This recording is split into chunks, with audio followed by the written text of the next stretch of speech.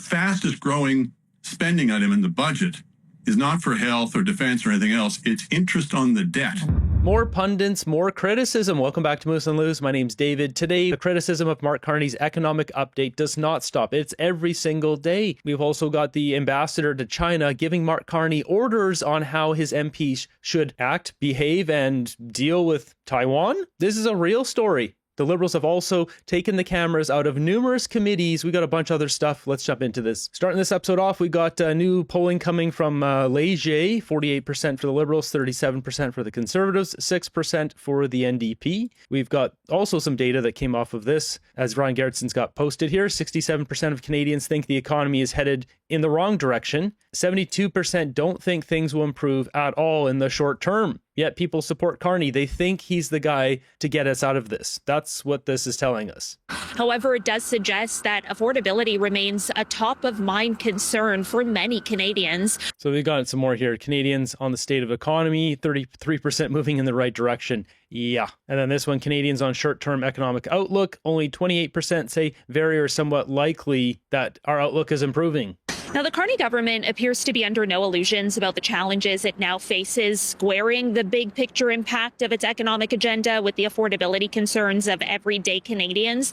I will point out that there is an entire section in the spring economic update, which is nearly 200 pages, titled Why Canadians Still Feel Their Budgets Are Strained and What the Government is Doing About It. That is a section of that kind of language, feeling. It's not feeling, it's fact. It's fact that Canadians can't afford food and housing, gas, everything's expensive because the Liberals keep spending too much. Inflation has driven everything up. With that, we've got Kirk Lubomov posting this. This is what provincial contributions to Canada's GDP by province looks like. Prairie provinces represent 19% of the population, but contribute 1/3 of the GDP. We see Ontario at the top here, Alberta, British Columbia, Quebec, Saskatchewan. Add in the prairie provinces and the West, and you get over 1/3 of the GDP. But as he points out, 19% of the population. No wonder the West feels like it's getting screwed by the Liberals. Moving ahead, we've got this one here. Liberals scrub public records for Chinese EV deal. MP Zahid has moved to use their new majority to implement a publication ban for the SCSR committee. They're shutting down numerous of these committees. I think it's up to 4 or 5 now, where they're basically taking the cameras out of all of them. So MPs that sit in there can't speak about it in public, such as we have with this clip here. Juno News posting this. Liberals have reportedly blocked debate on health and other committees, imposing 30-year restriction on public discussion of those meetings. How is this acceptable when we're paying for this stuff? A recent health committee meeting, Conservatives moved a motion calling for a full investigation into the Liberals' wasteful $300 million prescribe it IT boondoggle. The Liberals immediately responded by moving that meeting behind closed doors. Shame. As a result, under House rules, I am forbidden from telling Canadians what happened in that meeting for the next 30 years. Does silencing MPs on committee work for 30 years show transparency from this majority Liberal government? The Honourable Parliamentary Secretary to the Government House Leader. Yes, thank you, Madam Speaker. Our standing committees of Parliament play a very important role. Yeah. I think it's important that we encourage collaboration as much as we can, Madam Speaker. Many would ultimately argue that what happens in standing committees is very beneficial for the entire House. Yeah. So let's look forward to seeing more collaboration at the standing committees. How is it collaborative when they're hiding everything? This is unreal. The definition of tyranny. Yep. Moving ahead, we've got Anita Nand here talking about foreign aid. So more than 80% of our programming is continuing as it has been doing so, and we are able to deliver in that vein. We're not able to deliver, though. We have people who can't afford to feed themselves. We have record numbers of people going to food banks. How could she say that? And so we are at the same time needing to assist the entire government to deliver on the fiscal promises on which we ran and on which we were elected. And so to a very large extent, it's about continuing to deliver. And as I said, we're doing that with over 80% of what we had been utilizing monetarily. And That means continued programming, including in the development space where... Okay, we've had enough of this. On this episode of Far Off Ripoff, we've got this Work and Learn Hospitality Apprenticeship Program. $213,000 going to Grenada.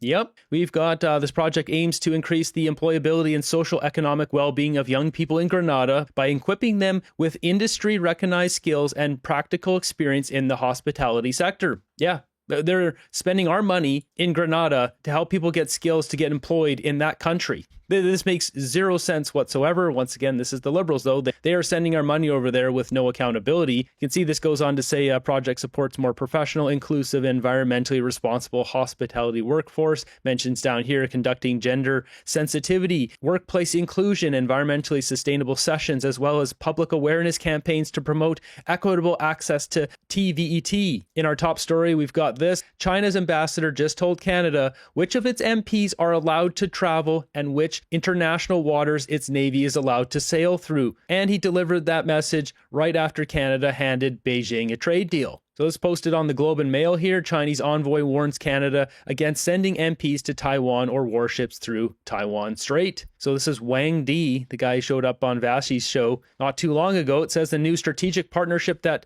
Prime Minister Mark Carney struck with China this year would be damaged if Ottawa sends military vessels through the Taiwan Strait or if Canadian parliamentarians keep meeting with officials in Taiwan, Beijing envoy says. Joke's on them, we don't have military vessels, do we? In an interview Thursday, Wang Di, China's ambassador, said he's optimistic about warming ties between Beijing and Ottawa, but laid down expectations for how Canada deals with the self-governed island of Taiwan going forward. Taiwan is a country. It is not a part of China. Let's just put that out right on the table right now. I've been to Taiwan. Great country. Canadian MPs and senators visit Taiwan regularly on trips paid for by the Taiwanese government and have done so for decades. The trips have normally included meetings with Taiwan's foreign minister or its president or vice president. It goes on to say here under Trudeau, we had our own warships go through the Taiwan Straits 11 times over objections by Beijing starting in 2018.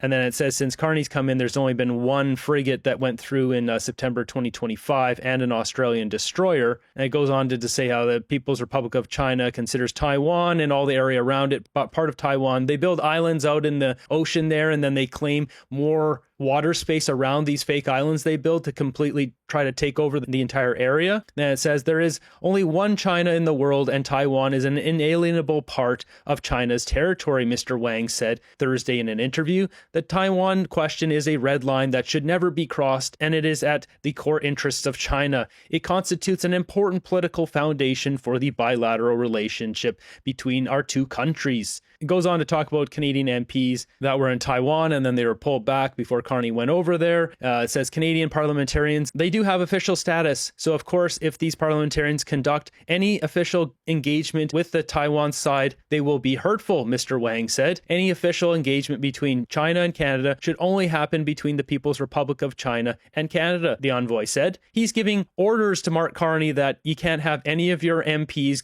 go to Taiwan. Then he says sending warships through the Taiwan Strait and doing harassment and even provocation, of course, that is a violation of the One China principle, and that also violates China's territorial integrity, the envoy said, referring to Beijing's policy on Taiwan. This is a complete clown show here. So it goes on to talk about how China was trying to do this leapfrog motor reassembly of vehicles in Brampton, and the government turned it down because it's not manufacturing. It's just sending their parts over here, and then a couple people snap them together and then put it in the Canadian market and call it a car. It says Wang had little to comment on the matter, says China supports mutually beneficial cooperation, which is in accordance with the market principles, but adding that it's up to Canadian and Chinese businesses to work this out. It would be interesting if the Conservatives started sending a bunch of MPs over to Taiwan right now, because then obviously that would strain the relationship. China would use coercion over Mark Carney and would force him to pick a side. Is he for China or is he for Canada? Now, obviously they could use that against the Conservatives, but the Conservatives could say, Taiwan's an ally. Are you going to side with the communist regime or with our ally? It would put Carney in a very sticky situation. And with that, We've got Sam Cooper commented on this saying, stand with Taiwan and Japan against PRC coercion. Tell your politicians, email and call them today. Ottawa's strategic partnership with PRC is rejected by voting citizens. No one voted for it. Canadians don't take direction from Beijing on what matters, and land we travel. Well said. Moving ahead, we got Mark Nixon clipping this one here. Liberals are taking it on the chin in question period. Even Andrew Coyne is calling this budget worse than Justin Trudeau. We'll get to Andrew Coyne in a second, but first... Deficit was so bad that Chrystia Freeland refused to table it and resigned, and that Trudeau resigned, and they had to get another random Liberal to table it. But this update is so bad, it's another credit card budget with double the deficit that forced the then finance minister and eventually the prime minister to resign. So this is such an important point. Chrystia Freeland would not table that $30 billion deficit. She resigned. I think this was all coordinated with Mark Carney to get Justin Trudeau out of there. Trudeau didn't want to leave, and this was the way to get him out. Now he's tabling a $65 billion deficit and saying, hey guys, but don't worry, it was 78, now it's 65 because we kept all that money from the Iran war and the increase in gas prices. We're just going to reduce our doubled deficit. Then he has the audacity to say he reduced the deficit during question period, which is a blatant lie. Madam Speaker, to grow our economy and make Canada more resilient, we must diversify our export. And that's why our trade diversification strategy aims to double export to countries other than the U.S. Okay, so that's not going to happen. This guy doesn't know what's going on. He's obviously just reading the sheet. He has no clue about the economy. With that, we're going to jump over to CBC, where they keep going after Carney. This is unheard of. Is directed, and the fact that a lot of it is still deficit spending, and that is the key criticism of the Conservatives. Well, yeah, and it's more spending than the Liberals proceeded with, more than Justin Trudeau ever spent. It's more than they promised to spend in the fall budget. So every time the Liberal government, whether it's Trudeau or Carney, issues a new forecast or a new statement of the thing, the spending limits always seem to be nowhere in sight. They just simply spend more. They simply upgrade their objections every 6 months. This time, they didn't increase, in previous budgets or statements, they would increase spending from 6 months before by $10 or $20 billion a year. This time they held it to like $6 to $8 billion. So they took virtually all of the fiscal windfall from higher oil prices and spent something like 97% of it and asked to be congratulated for their fiscal discipline. Look, it could be a lot worse. There's not a lot in this budget, in this statement, I should say, or this update, that's bad or that's going to take us in the wrong direction. There's just not a lot that's going to take us in the right direction. There's just an overall sense of complacency. The government seems quite happy with economic growth of 1.7% per year ad infinitum. It seems quite happy to be running deficits of 2% of GDP 6 years after the last recession. So at the top of the business cycle, it's, the fastest growing spending item in the budget is not for health or defense or anything else. It's interest on the debt, Yeah. which not so long ago was 6 cents on every dollar, is now headed for 12 or 13 cents on the dollar, $80 billion 5 years from now. It's not a crisis, let's say. It's not an emergency, but it's a high degree of complacency in the face of gathering storm clouds. No, I disagree. We're already in a crisis mode here. Now, jumping ahead in this panel, listen to Chantal here. This is about as liberal as they get. This is on CBC, and this is what she's saying. So what would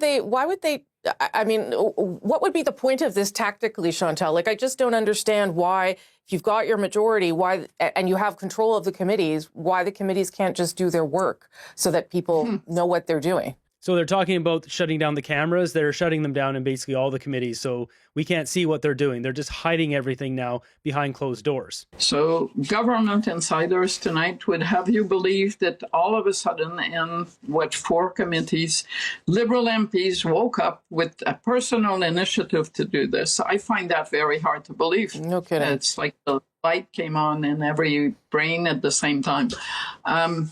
But in any event, this is a dangerous thing to do for the government. I'm not going to go into accountability, but rather this is a government that has a very fragile majority, one that can be questioned by some on legitimacy. There will be by-elections. If you are going to spend the time between now and then convincing Canadians that the reason you wanted a majority was to shut down debate, good luck, because one day you will start losing seats. And at some point, you will lose that very fragile majority. So of all of the things you can think that were smart to do this week, getting a majority and using it to do this is probably one of the dumbest moves that one has seen in a long, long time. Wow, one of the dumbest moves. This just came from a Liberal on CBC. Okay. Ooh, there's at least 2 by-elections, right? Jonathan Wilkinson now on the West Coast and Alexandre Boulris. So, and maybe Nate Erskine-Smith. We'll see. Yeah. Yeah, so, but there might be others. But this is a party that lost ridings like St. Paul's in Toronto and ridings in downtown Montreal not that long ago. Mm-hmm. So the notion that they are suddenly sheltered from anything that they do that would have no consequences is really short-sighted. Andrew, what do you make of it? Well, of course, that's precisely why they wanted the majority, was to do things like this. So there's only revealing what was actually true. This government, even as a minority, was in no danger of falling, not when you're 15 points ahead in the polls. The issue was, how fast could you ram stuff through Parliament? And for that, you need control of the committees. It is one of the more risible comments of recent times is Stephen McKinnon saying that the committees are masters of their own agenda. I don't think 5-year-olds believe that anymore. Althea's point in particular, I think, is worth restating. It's not just MPs in general, it's government MPs in particular who are abstaining from their proper role as watchdogs on the government. I know it's been a long time since MPs on the government side of any stripe have actually done that, but this is a big part of the problem with our system right now is there's really no effort to hold the government to account on the government side at all. They really do see themselves as foot soldiers for the government agenda. So do the opposition MPs for their party, but at least the opposition's role is to expose government wrongdoing and to question government misdeeds. It may be a partisan objective, but it serves the public interest to have that done. It's not that this is terribly new, as was mentioned. This is the sort of thing you saw under the Harper government. The difference here is not conservative versus liberal. It's majority versus minority governments. Yes. This is why I'm not a huge fan of majority governments. Now it's time for some real talk. So we need to talk about what's going on right now on YouTube with the views and all that, testing things out. I put out a short yesterday saying that, well, basically all creators are getting hit by this. I believe there's only 2 channels that are not really getting affected by this. And I'm doing a lot of analysis between all the different channels, our different videos, titles, thumbnails, all that stuff to figure out what's going on. Basically, YouTube stopped recommending videos if a video gets triggered by the algorithm. And this has just conveniently happened. We're talking a couple weeks after Mark Carney gets his majority government. It seems there's CRTC updates. They might be getting pushed over to YouTube, and YouTube might be over-regulating to not have to deal with the updates coming from the Canadian government. That's what it looks like to me. And I know this because I'm looking at other channels that are in America or made Canadian-based content and then switched to American content, and they're not getting affected by this stuff. I've been talking to creators about this. Jasmine's the one who brought up the CRTC thing to me, and then I started looking into that. It seems like that lines up. You can see, for example, on her channel, 65,000 views, 58, 64, 44. In comparison, if you go just basically about 13 days ago, you can see 90, 95, and not every video always pops off. There might be the odd one, 63 or whatever. Maybe it doesn't resonate. Maybe it's just the timing, but you can see in general, 77, 95, 238, 130, and suddenly the views are about 50%. So what this is, we see the same thing on my channel here. So I've got my last 2 videos because I'm doing some tests. Both of these will do roughly 90,000, but we've got 53, 50, and then I did one 98, 41, 84, 67, 92, and you got another 50 down here, another 61 here. What's happening here is something is triggering the algorithm to not share the videos to all of you guys. And I've got numerous comments of you guys saying that even though you're subscribed with notification bell turned on, all notifications, you'll get a notification, you click on it, and it doesn't go to the video. So clearly YouTube flags something on these videos and it doesn't want to share it. Now, YouTube changed their policies for political content. They don't want non-news channels serving news and serving up misinformation. So if something triggers it to be not a trustworthy news source or not to be an official news source, then it will just remove all recommendations so the videos do not get pushed at all. So in the case of like these videos here, 53,000 to 50,000 views, the majority of these views are coming from you guys searching my channel and watching and it not getting pushed to anyone, because if it gets pushed, it goes to 92,000 views. Typically on my channel, the videos don't get anything less than 75,000 views unless I pick a topic that's just not all that popular. And this just happens to line up with Carney getting his majority government just recently. It's pretty convenient. So with that, I'm running more tests. We're going to see what happens, because you can see last two videos here are in the algorithm. So if you notice little changes here and there, that's why I'm trying to figure this out, and then I can help all the other creators get through this, because I've done this 10 times now. I've been on here for 11 years. They've changed the algorithm basically once a year, every single year. There's always something that comes up. It completely throws everything out the window on how you typically run a channel, and then you got to figure it out, you got to adapt, you got to change. So I don't know if this changes censorship within videos or not, because currently this platform now is not the old one. This is the Gemini platform. If you use Google Gemini, it reads everything. It can read these thumbnails. It knows that it can see these words on here, where the old platform did not do that. It could not read what was on the screen, so I could show you guys articles and not read it and you could see it. I can't do that anymore. If it's on the screen, Google Gemini can read it, just as you can take a photo and stick it into Gemini and it can read it and tell you what's there. Going forward, we'll have to figure out where this all lies with the algorithm, because if I say pew pew, well, it probably knows what I'm talking about because it's using smart AI now. The question is, does it care about that now? Because it's a completely different algorithm. So if you're not seeing uploads from your favorite creators, it's likely because their videos are not being recommended and pushed out. As I mentioned, this is affecting almost all of the creators in this space. Now, to end this video on a good note, we've got someone brought a T-ball set to a senior's home. They hit home runs like they did when they were kids. Honestly, put this on Netflix with baseball announcers and I'm watching every inning. So there is no audio on here, unfortunately. This would be pretty funny if it was like commentated, but you can see people are just so excited to go up there and, you know, swing the bat a few times. I wonder who came up with this idea. Oh, home run. Oh, this guy's definitely going to slug it. You can just, yeah, there is a stance. He knew what he was doing. That guy's played baseball before. Look at them. They're so happy. They love it. They absolutely love it.